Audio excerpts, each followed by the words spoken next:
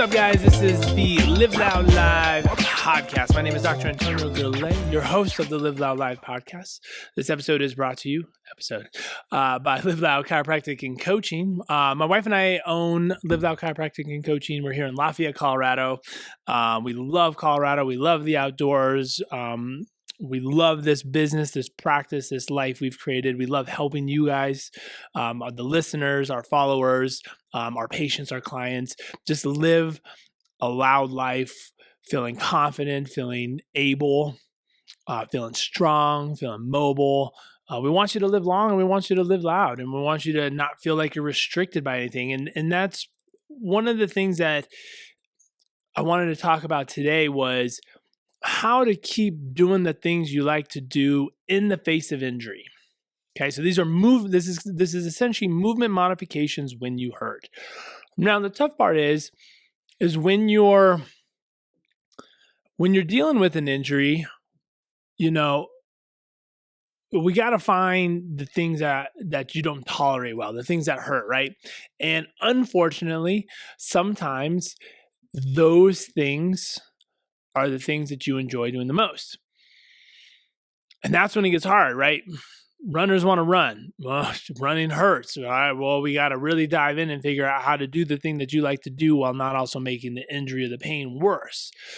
And, we're going to try to make broader examples, if you will, to try to help prove the point that there can be a lot that you need to do, but it's going to be this constant ebb and flow of trying to figure out what that is. And obviously, so much of this is predicated upon what the injury is and what's actually going on, right? We can't cover every single example, but that's obviously a super important point that you have to take in consideration and factor in. But for so many of us, it's all about just finding additional things that you can do that create a similar stimulus. So let's start off with just a running example. So runners are a different breed. They're a different breed, They do their thing. They love running. I recently got back into running, but I did too much too soon. And that can kind of be part of what we're talking about today. And I created some issues. I started running only 3 weeks after meniscus surgery, and the knee didn't hurt.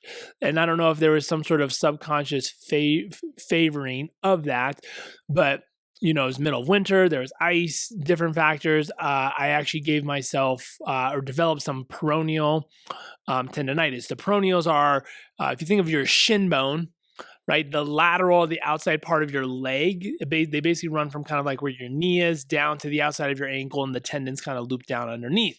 And they're responsible for lateral stabilization, a lot of just kind of side-to-side ankle control. Because of the icy conditions and other things, I basically overworked those. They got super inflamed, a lot of swelling actually in my ankle.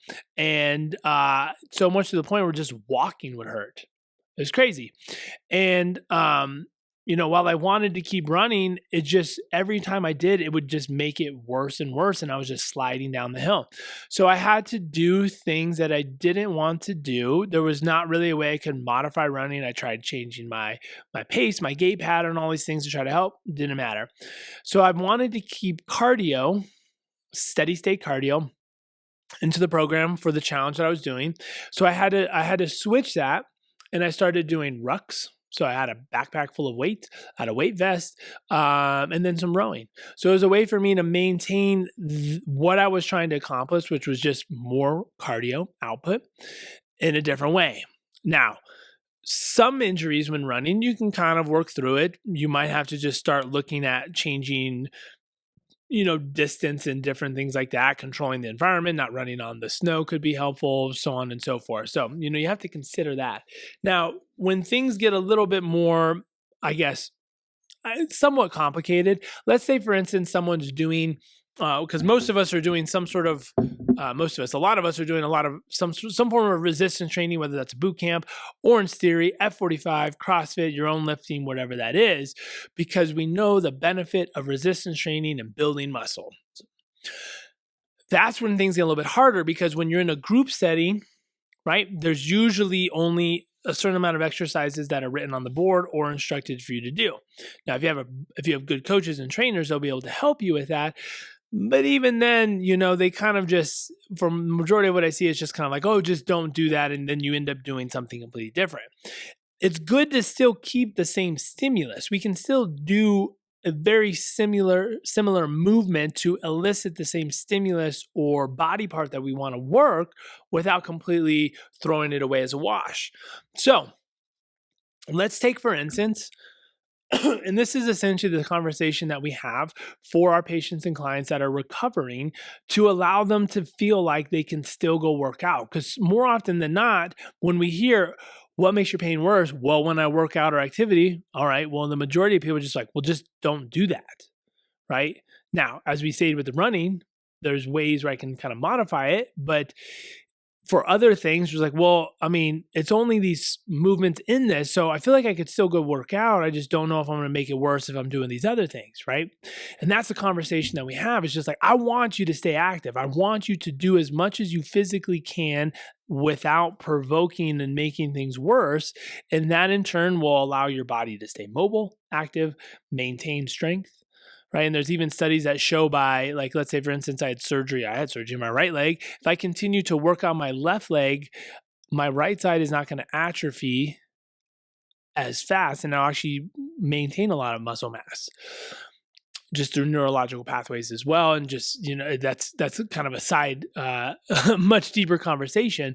But if you have an injury and you have pain, there's so much that you can still do, and that's what we want to help you with. Obviously, while we're addressing the issue, letting it rest, working on soft tissue adjustments, whatever that is, rehab, hey, you need to be moving. You cannot just sit and expect this to magically go away. Pain diminishes when you rest, yes, but it doesn't fix the thing. So why not keep the needle moving forward while we're addressing the issue? So let's say, for instance, someone has pain pressing weight overhead. Okay, well, that's obviously a very shoulder dominant exercise. Depending on the movement, it might be a full compound movement.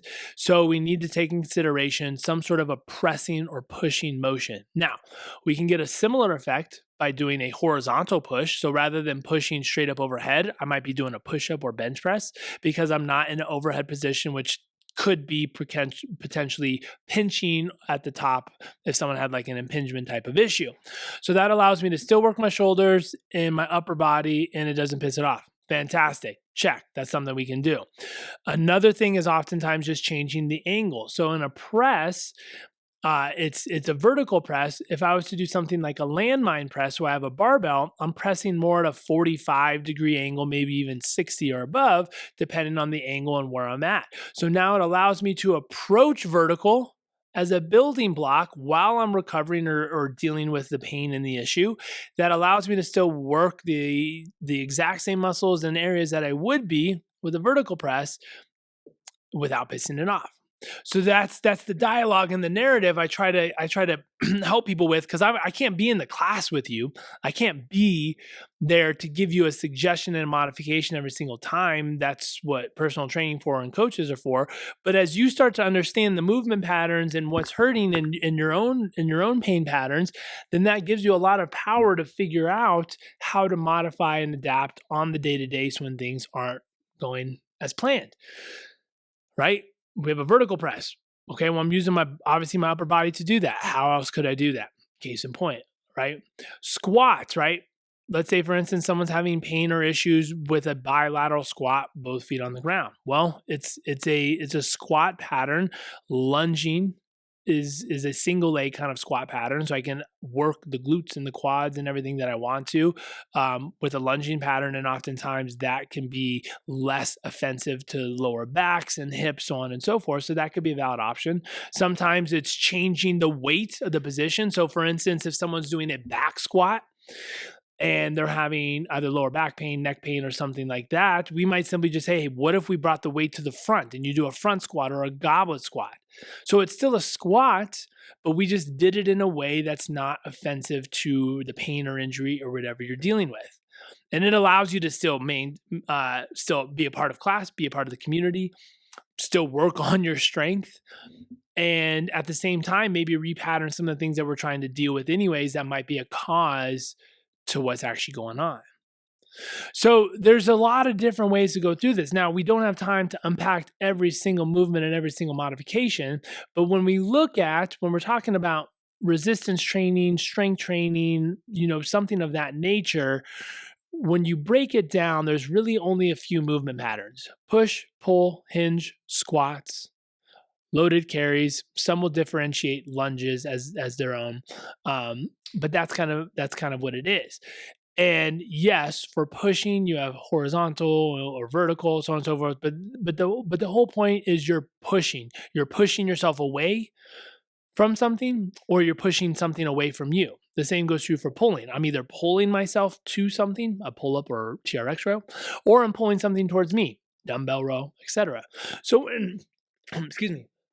So when you have that basic framework and understanding, and other movements that revolve around that same area, it's like, okay, I know what to do.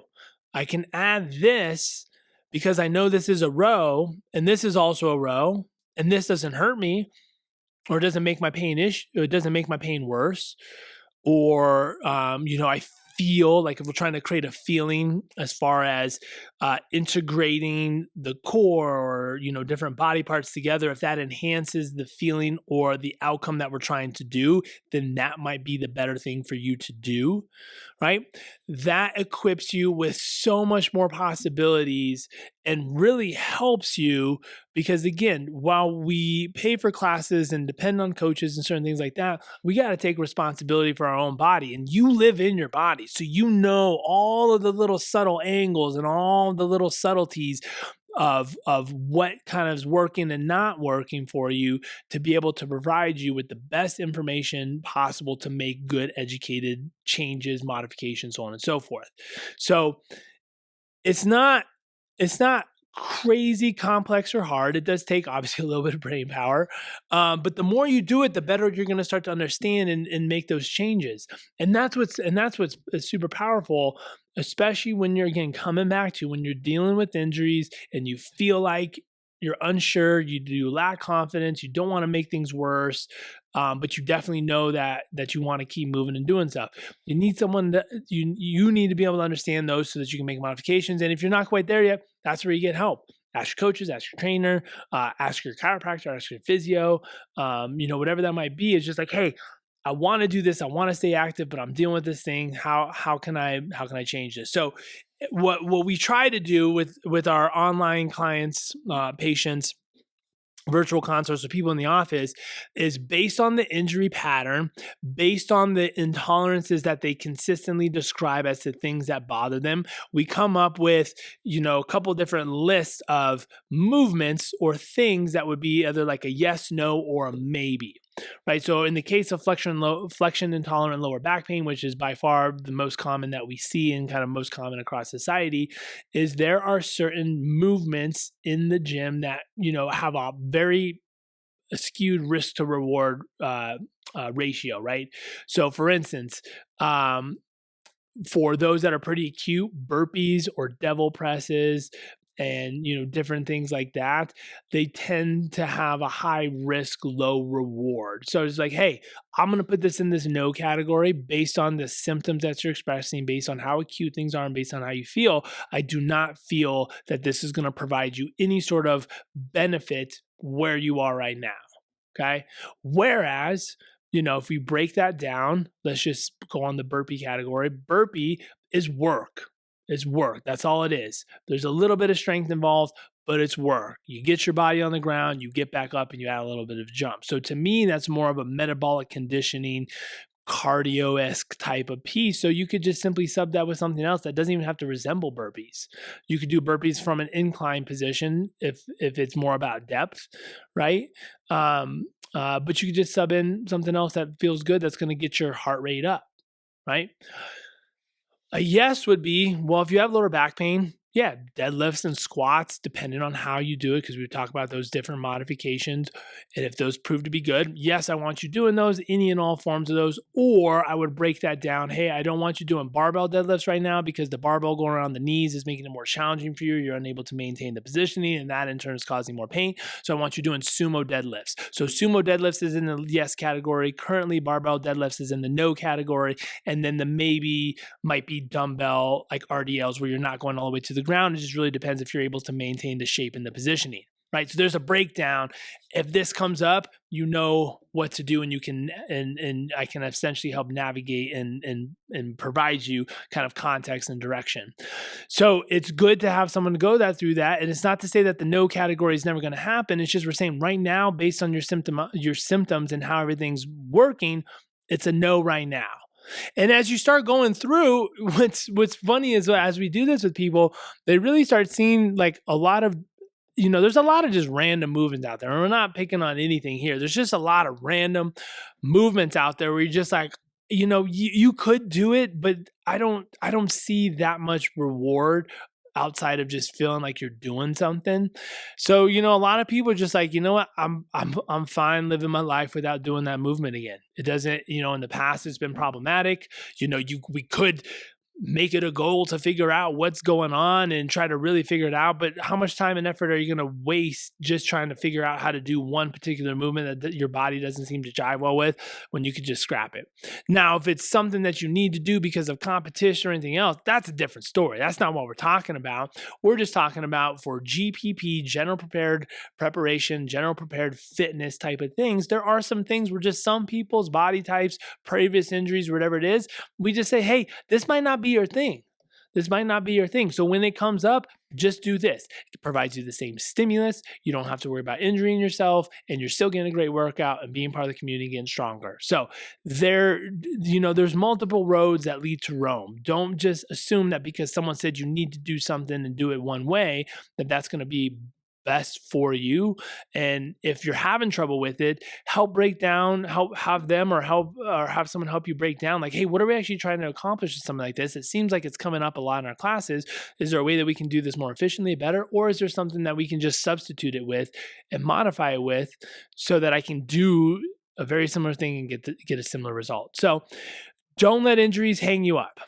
Don't let them slow you down. Right? There are ways to get around. There are ways to do the same or similar thing without pain. You just need sometimes someone to help you out and kind of unlock some of those opportunities. And it's funny because most of us know what those are, but when I show people these and talk to about them, they're like, oh yeah, that makes sense. Like, why wouldn't I just do it that way? But when you're in pain, and things start to narrow because we're so unsure and we lack confidence and kind of ability, we get kind of narrow-minded and short-sighted about the possibilities of what you can actually do. So keep that open mind. If you're unsure, get help. If you don't know where to go, we're happy to help. We do virtual consults. We do consults here, obviously in person too. But sometimes you just need that coach's eye, even if it's virtual, saying like, hey, the way that this is happening, that's the reason why. And that might be what's causing you trouble. Or you could just do this instead. So keep the needle moving forward. Even through injury, you can keep the needle moving forward and find different ways to do things. I hope this was beneficial. Again, this is a conversation that we have nearly on a daily basis because when you're dealing with pain and injuries, you don't want to make things worse. You want to keep moving. You want to keep doing things, but you're just unsure about where to start or where to go. So use this. Pass this along to someone who's feel like they're kind of stuck in that loop, or they want to come back to the gym, but they just feel unsure about what to do or how they'd be, participating, even though they're dealing with pain. I still think there's an opportunity for them to be there and be a part of it and to get at it. So thanks for tuning in, guys. This is Live Loud Live podcast. Please like, share, subscribe, do all the fun things. Comment. We like hearing comments and different topic ideas if you want those broken down and dissected. Until next time, live loud.